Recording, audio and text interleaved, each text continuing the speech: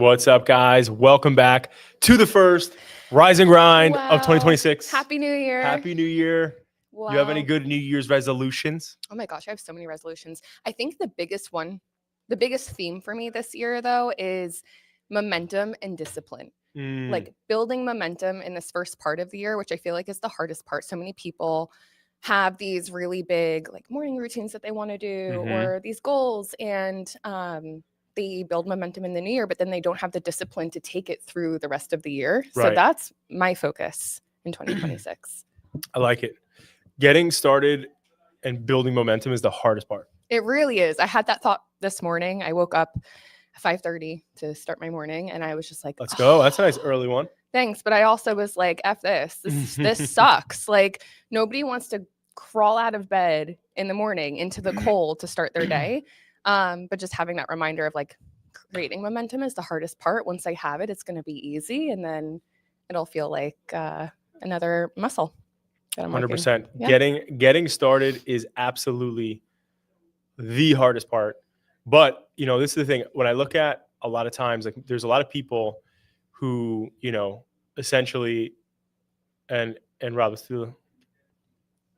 so I feel like a big issue is there's a lot of people when they set goals, they don't set the right, accountability factors in it, right? Or the timelines, or there's a lot of things that you need to do to ensure you're going to hit goals if they're important to you. Right. And and one thing I'll just share real quick is the Tony Robbins framework that I stole forever ago. But when you're goal setting for a new year, for anything that you do, pretty much, it really comes down to making sure you identify what the goal is, and it has to be a very clear goal. It can't be a random, generalized goal, right? Like, oh, I want to lose weight this year. Yeah. All right, well, how much? Yeah, right. Like, well, if you lose 1 pound, are you gonna be happy? Right. Like, so what is it? What is your specific goal that you're after? And then secondly, why, if you achieve that goal, what is the meaning of it to your life? How is it going to impact your life, right? So you're feeding your mind, like what this is going to do, how it's going to be beneficial. The third thing is the by when, right? Like, when are you going to get this done by? And because that's one of the bigger things. Like, it's tough. Like when you wake up early like that, right? Like, and you start to do that, the first like few weeks of that is like really difficult to go into that rhythm. But once you're in that rhythm and you have that understanding, like, I'm doing this for X, I have to do this so that I get it done by X, like, and this is the goal and these are the days. The more you make it clear and specific, the better chances you're going to have to get it done. I liked that thing you posted. I think it was last week, your like realities doc. Oh, yeah. Of ChatGPT giving you tough love. Yep. And some of what was on there stood out to me of like, the reality is like life doesn't really stop to consider your emotions or like how you feel. Like your goals aren't going to just accomplish them yourself or themselves. Like you have to do it despite everything that you're feeling. Right. I thought that was really cool that you did that. Yeah. I started doing that last year because every year I would do it myself, where I'd be like, I would look up some stuff, whatever, and I'd piece it together. Then I was like, because now that ChatGPT has so much context around me, I'm like, knowing who I am and what I talk to you about and like what I'm after, like, give me some fucking tough love here. Like, lay out something so that every morning when I'm in my closet getting ready and I look at my goals, that I have something to look at while I'm looking at my goals to like push me, right? So, I think it's important, right? Like, and what it said is it's just so true. Like, your future, the people around you, like life doesn't care about your excuses, right? Like, or the reasons why you did not get up early, or the reasons why you didn't work later, or the reasons why you didn't go out and do that one thing you should have did that, you just got lazy and didn't do. Like, you have to keep showing up. And like us, the crazy part about us is like, we're going into our 18th year in business this year, which is wild. Well, we're in our 18th year in business this year, which is freaking wild. Yeah.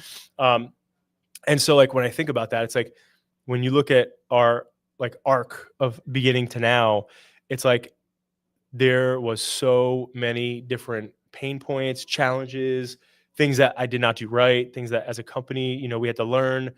And at the end of the day, like, we all kept showing up and showing up and showing up and trying to get better every day and trying to get better every day.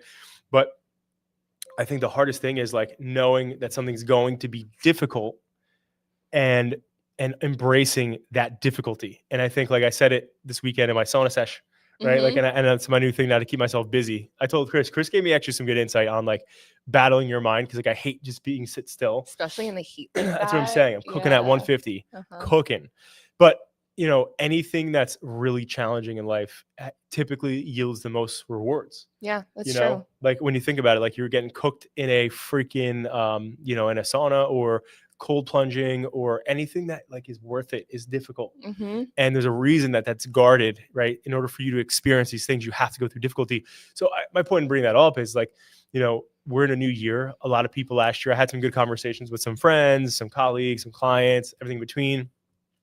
And the people who were upset that they didn't hit their goals or didn't achieve their goals, a lot of times that's the thing. It's like you have to embrace the difficulty you're going to face. Because the bottom line, I said this a million times, I'll say it again, when you think about any of the demons that you face in your life or the challenges you face in your life that like, hey, this keeps coming up since I was in high school or middle school, like this never ran away from me. It's like your problems are tailor-made for you. It's true. You cannot run away from them. You know, and so as much as I've tried to in my life, you know, avoid or try to hack, you know, my like anxiety as an example. When I wasn't putting the work in, it was always there to show up.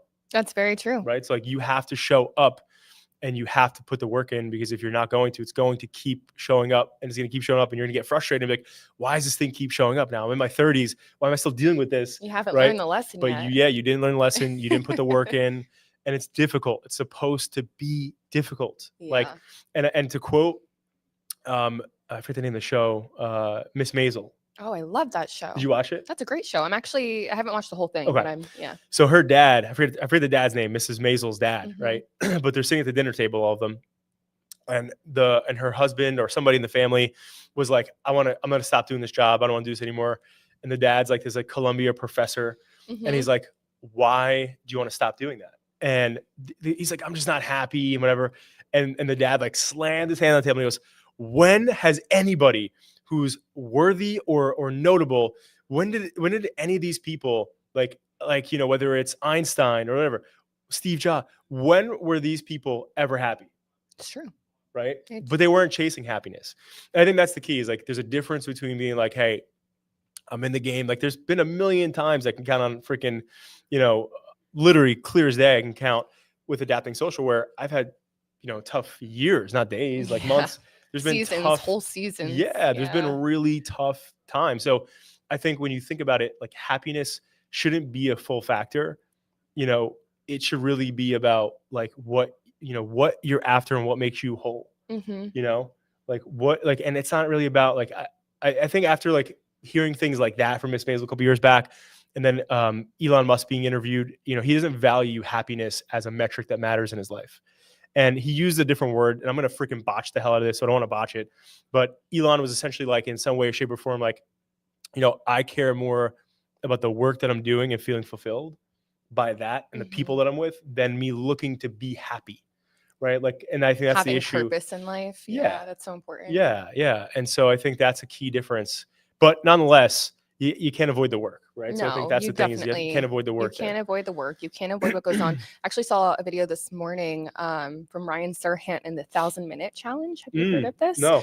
So he gives his entire executive team this challenge. You have 1,000 minutes in the day to be productive and get stuff done. And if you look at that as $1,000 and your minutes are where you spend your money, well, you're going to be more mindful of where you spend that. I love that. Because it costs $5. But he talks about in a way of it's changed his bad days as well, because that 5-minute phone call that didn't go well, it's only worth $5. Would you throw away $995 because of a bad $5? Boom, that's purchase? Fire.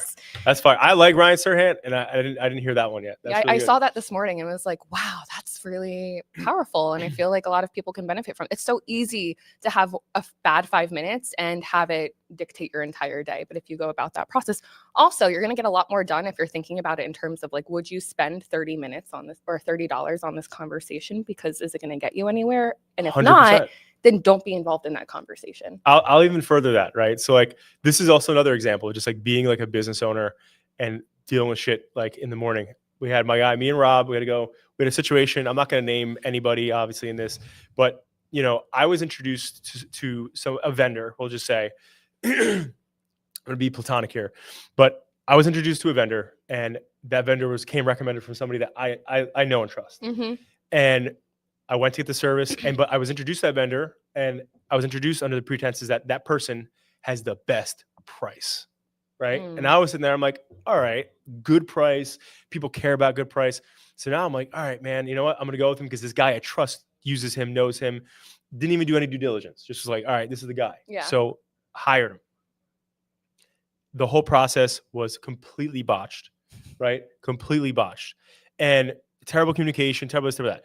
And I say all that for a few reasons. One, because anytime, especially when it comes to things that are not cheap, right? Like whether it's a vehicle or something at your house, a service that is expensive, with those types of things, for people out there this year, you got to focus on quality, man. Because like this was one of the times I typically am like that. I'm like, I want the best price, I want the best price. And I went with this guy because, again, recommendation, great price. And again, the guy did have a great price, right? But the work was just terrible. And the communication, everything was just bad. And then I sat there.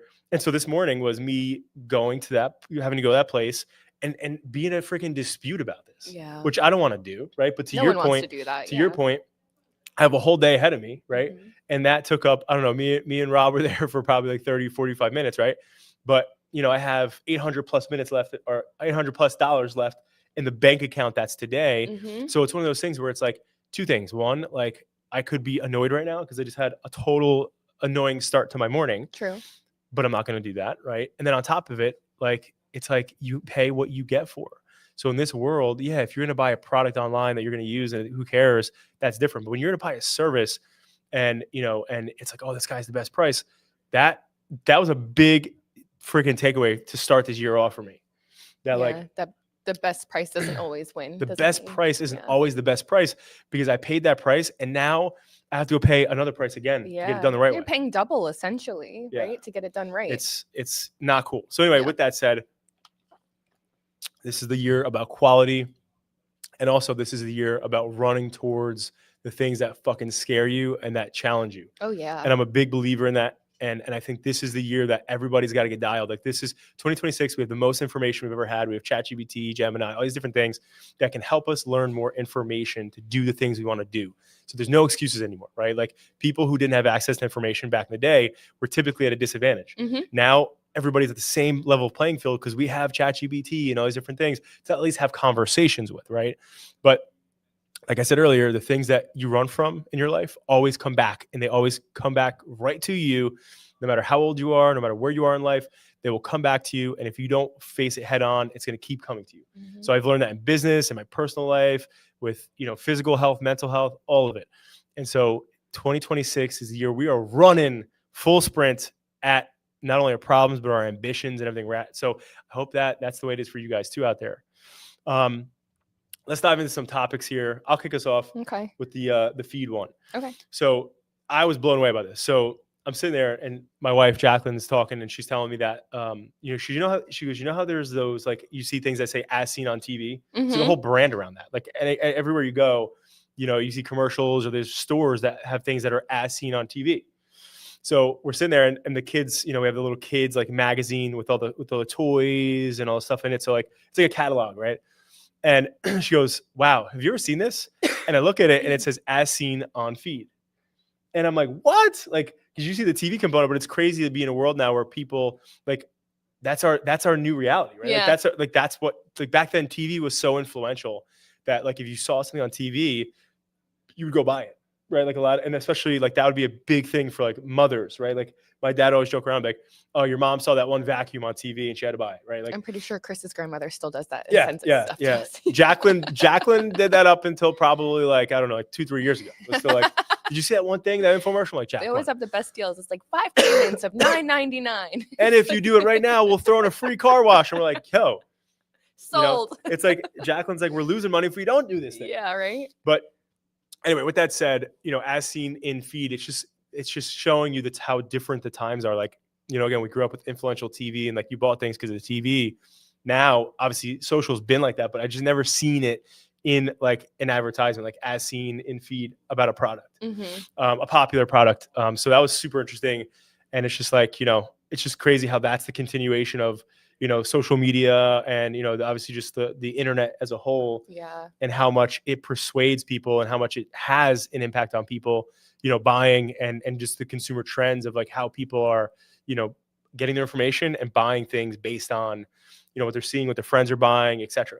Definitely. I even see on Amazon sometimes now in the cover of the product, it'll say like went TikTok viral as one of the call outs, because people are seeing like, oh, well, if it went viral on TikTok, it must be a good product. So let me purchase it. So it's crazy how much social media is influencing these decisions. You're like, this must be legit. Yeah, must be legit. It was on TikTok. Yeah. But side note, that's a real thing. Side note, because I know like you and like, I don't know. Like, I feel like we've had conversations. Something. There was a long pause after. I feel like I had to recheck myself there. But like, you'll buy things off of TikTok. Like, you'll see things and buy them off TikTok. Yeah. A lot of people do. Yeah. I've never really done that up until recently, and like, I didn't buy it on the TikTok shop, but I bought it because I saw it on TikTok and I just searched it up. But dude, TikTok, like, that's legit. It's legit. Like, it is legit. Because I'm saying, because like we do that for clients, but like I've never bought something because I saw it on TikTok. Yeah. And because Jeff Bezos has like this thing where he just drops a bunch of boxes at my house all the time. I don't know why he does that. That's so nice of him. Jeffy B's just constantly dropping boxes at my house. I don't know why. So I don't know what's going. No, I don't know why he's doing it. You build a fort. My wife's got something to do with it. I don't know. Whatever. But my point is that I'm like a box for like, I'm like Adapting Social CEO. Mm-hmm. And then I'm like, majority of my life is breaking down boxes. Like, that's like the other part of my life nobody really knows about. Yep. So, but I saw this tool on TikTok and it was like a handheld thing where like it glides through the thing. I've seen that on TikTok. Yeah. And literally instead of me out with the knife, freaking breaking down these boxes, etc., this thing straight up just boom, cuts through it like freaking butter. Yeah. And anyway, so that's been great. But anyway, my point is like the power of TikTok. If you have products, you got to be on TikTok. You know what it is? It helps too, because you see the social proof right there. Mm-hmm. Like, people are going on TikTok, reviewing the product, doing unboxing, showing what it's like, and then it starts to go viral from there. So all of your social proof is already backed up, which makes it really easy. Now I'm going to switch over to Meta changing up some things for businesses this year. They are considering limiting businesses from posting links per month. So, for example, if Adapting Social was not Meta verified, we would only be able to post 2 times this month with a link to our website or to a blog or to anything like that. So if you're saying as opposed to like link in bio? Yeah, exactly like that. Like on Facebook, like if you go on Facebook and you're posting just post different a link links, like, yeah. Right. They're limiting that to link in bio. I don't know, actually, because they didn't say anything about that in the article, but that is a good point, because most people put their links in their bio. But if you're posting an actual link on Facebook, on Instagram, and on Threads, you can only post 2 times as a business unless you subscribe as a Meta verified partner. So very interesting, because it's a $15 per month purchase. Posting as a business on Facebook used to be completely free. It used to be the easiest free tool to be able to go on Facebook and just promote your business. And now you might have to subscribe. But with that said, they're also saying that there's going to be hashtag limits as well. Across Facebook and Instagram, you can use up to 5 hashtags, because they really have nothing to do with the algorithm now. It's helpful if you get hyper targeted with your hashtags, but the algorithm is using so many other factors, what's written in your video, the music in your video, the people that are engaging with it. So your hashtags aren't doing too much. So you can use up to 5 on Threads. You can use 1 per post. Yeah, so I like it. A few updates for the new year. I like the link thing. You don't want to get over spam with them, but we'll see what happens. I mean, yeah, there's so much changing right now, I see, like, if I was a online store on Facebook and was posting links to my products, that would hurt me. But if you're someone like, like Adapting Social, where we're constantly like link in bio, if you want to schedule a consultation, link in bio, it's not really going to affect us as much, but still, they're just making it more difficult for business. Yeah. Doesn't make sense. 100%. Yeah. Listen, that's what they do. And like I said, you got to embrace the difficulties, because that makes you better. She's stronger, right? All right, what else we got here, Megs? All right, we've got 2026 marketing trends. Yeah, so like, listen, I think the key here is just like we talked about it, but like a lot of times we talk about how social is throughout 2025. We talked very clearly that, you know, social media content engagement has shifted, right? Like people don't want to just see pictures of images. They don't want to see stock shit. Like that stuff's way gone. Creating content, doing live content, creating great content, doing like they talked about how like live shopping has been like really starting to blow up. So if you have e-com products or products like going live, talking about your products, running deals, running sales, like you have the ability to be your own HSN, right? Or whatever the hell that thing's called. Yeah. Was that called? Or Home shopping HSN, yeah. So it's like you have the ability to do that now on your own. So it's like there are so many people. Have you seen the girls on TikTok doing that? There's like these spoofs of it where they'll exactly like that. They'll go live on TikTok selling products, but it's like one product per 2 seconds. And you see the background of them like throwing the products on and trying to, it's just crazy, rushing to get them done. It's true. You are your own HSN now, especially with TikTok and Instagram Live. And there's so many ways to go about it. But yeah, it is really funny. I'm going to have to find the video and send it to you. Yeah, I got to see that. But it's like, you got to be on top of it, right? And again, remember, your clients in almost every vertical. So it's not like specific to one business or another. Generally, the consumer who has been on social, remember, you know, Meta, you know, Facebook, Instagram, like these things have been around for a long time now, right? So like people know them, they know them well, they know what they like, they know what they don't like. People don't want to see boring shit. They want to be entertained. So the thing I keep telling our clients and our team is like, you have to be Netflix of your industry. So if your consumer's watching, if you're a dentist, if you're a lawyer, if you're, you know, an e-commerce business, a service-based business, a contractor, you have to entertain your audience in order for them to even want to consider following you. It's not the way it used to be anymore, right? So you have to step it up. And for the people who are like, oh, I don't want to be on camera, get over yourself.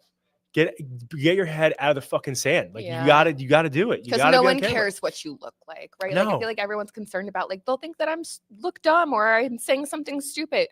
Nobody cares. Everyone cares about themselves 100%. At the end of the day. They just want to listen to what you have to say, see what you have to offer, and move on with their life. Honestly, don't be so concerned about what you look like in front of a camera. Yeah, 100%. And like, listen, at the end of the day, it's one of those things where it's like when you look at even like Dave Portnoy changed my mind with this. Dave Portnoy shows up, he wakes up, rolls out of bed, goes live or puts up a piece of content, and like people don't care. Like they love his content, they love what he does. I almost feel like they love that it's so authentic. It's so raw. It's so raw. They love how fucking raw he is. And at the end of the day, it's like that's the key, is like knowing the fact that people don't give a shit. Like if it was so improper that like this dude like goes like puts out content and he looks like crap, like he wouldn't be doing it, right? I get it, he's in sports, but like a good example, Dave Portnoy, sports company pretty much for the most part, right? Talks about sports all day. Now you look at ESPN, they're wearing suits and reporting, right? So like very different vibes. That's what I'm saying. But the range shows you that it doesn't matter. No, the same people that consume ESPN, the same, you know what I mean? So it's like, but then you also see realtors like Ryan Serhant, perfect example, always in like some dapper suits. But then there's people in LA that sell like billions of dollars worth of real estate too. The dude only wears a black shirt and like and fucking jeans. Balenciaga vibes, yeah. Right. So it's like the point is like you got to just do you, right? Yeah. Like whatever your vibe is, whatever you're after, do you. But you got to be on camera, you got to be creating content, but you got to be entertaining this year.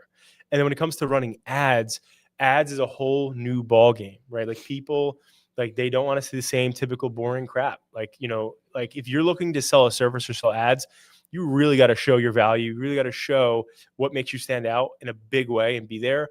And like for, you know, one of the biggest things is this, like in the world of agencies, the one thing that like I love about us is that we put like our money where our mouth is.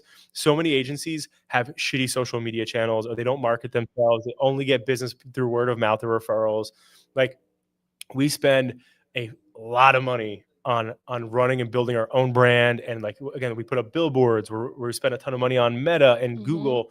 You know, we have other partnerships we spend money on. We do all this stuff, but like we do it because we practice what we preach, right? Like we're out there building a ton of clients ourselves, which is why we're capable of doing it for our clients. And I think at the end of the day, it's like when you're out there in the world for your business, especially if you're in a business where you're supposed to be promoting something, like if you're an agent and you're not promoting yourself nice, like homeowners are going to look at that and be like, does this person know what they're doing? How are they going to rep my house if they don't even look good online? Right. So the bottom line is in 2026, content, ads, everything, it can't be boring. It can't be, you have to stand out, and you have to invest to build your brand. You know, that's the biggest thing. You have to. It is an investment. Like most people think like, I don't have a brand at all. Tomorrow I'm going to start putting money towards something and I'm going to see a return right away. You're not going to see a return right away. It is an investment at first, but you have to do it because other brands, your competitors are investing in building their brand. 100%. You're not, you're behind. So you have to get on it. Oh, you said something else though that just sparked something for me. Oh, with ads, social proof. You also have to make sure that you have the social proof. Invest in, what are ways that you can get video testimonials and client reviews and user-generated content on your products, because that's what's going to help somebody make a purchase. Totally. Oh, we got to figure out how to do live on TikTok for this. Oh, I don't know. Actually, I don't know if this can stream to TikTok, but we'll check. Yeah. We need to check that. But anyway, what do we got next? I think I had one or two more. You had social algorithms. Same thing. I guess which you just talked about. Yeah, we talked about it. And that's it. All right, so we got 2026. Notice how Rob, we had a tough morning over here, but that's probably why. You're supposed to have the camera on you too. I don't think we had one. But we don't have M's out. Okay, you got lucky today. I was gonna hit him with the quote of the year. He just lucked out. I'm about to put him in your chair real quick. Whoa. No, but all right. So Megs, let's talk about some. By the way, go back to the widescreen. Look at these socks. You see these socks? I saw them before. They look like Easter eggs. Powering through 2026. Yeah. But all right, so we'll vibe off each other. But you kick us off on what is the motivating message you have for Monday, but also for 2026 that you're going to kick us off with. Okay, so I think it has to do with what I talked about earlier, creating that momentum. And once you get that momentum going, you are going to have days where it is so much easier to stay in bed, or it's so much easier to just skip your workout or not do the tough thing that incrementally gets you towards your goal. And you have to do it anyway, because there's nobody showing up to accomplish your goals except for you. And if you want to end the year again wondering why half your goals weren't accomplished, then you can sit around and do nothing. But you have to work on building that momentum and then having the discipline to show up every single day for yourself. I love that. And again, nobody's coming to save you. No. Even if you have really great parents who got money or have good resources, like there's only so much that can be done until, you're going to be stranded on your own. Well, and it's no one's responsibility except for your own either. Right. I think that's like a huge mindset shift. Like people, on social media, it looks like everyone has it so easy because of perception, but people have to really work hard for their goals, including you. So yeah, one of the best things that I took away from 2025 that's in vein with this is one of the people that I was working with on my mental health. I called him my anxiety coach. He said to me, John, you have the ability to put the work in, and it's going to be really hard, right? Or you don't have to put the work in, and it's going to be really hard. So which one do you want to do? Right. It's true. And so, cause like, again, if you're not, again, for me, in that example of the anxiety, do you want to keep going through that and that's going to suck? Or do you want to put the work in, which is going to suck in the beginning until you yield the result you want, and then it's not going to suck as much. Choose your hard. Choose your suck, right? Yeah. Like it's going to, choose your hard. That's probably a better one. Yeah. Choose what sucks less, right? But I think at the end of the day, it's like, that's the key here. It's like, and you've heard people, I've heard different examples of that, like with people, like whether it's finances, right? Like, hey, it's you can sit there and be broke, or you can go work hard, because both of them suck. Yeah. Right. But eventually one's not going to. Right. So I hope this year that you choose to go through the pain that's going to lead you to what you are after in your life, personally, professionally, in your career, whatever else. Because the things that are the most difficult are typically the best and the most rewarding. And again, we say it all the time, but like the people that I respect the most in this world are the people who went through some shit.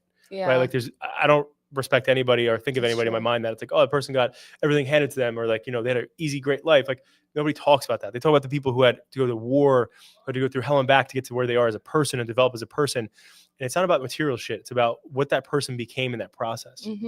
Because we know the comeback is always better than the setback. Shout out to the situation for that one. But anyway, guys, happy 2026. That's what we got for today.